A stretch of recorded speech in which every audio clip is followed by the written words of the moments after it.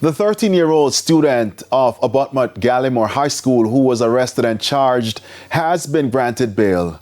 The 13-year-old male student of the high school was arrested and charged with wounding with intent following an attack on a 12-year-old boy last month has been granted bail. The teen was offered bail in the sum of $400,000 when he appeared in the Brownstown Children's Court earlier today. Attorney at law Odain Marston, who is representing the accused, confirmed the development this afternoon and says he's now preparing to mount a strong defense. Today we went to court, we continued our bail application.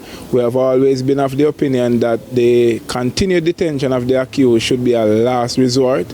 We reminded the court that he is cloaked in the presumption of innocence, and fortunately for us, the court agreed with us, entrusted us with bail, and we are now looking forward to mounting a viable defense to the charges as they are outlined. As part of his bail conditions, the teen is to have no contact with any prosecution witnesses, report to the police once per week, and surrender all travel documents. Meanwhile, the injured student has since been released from hospital.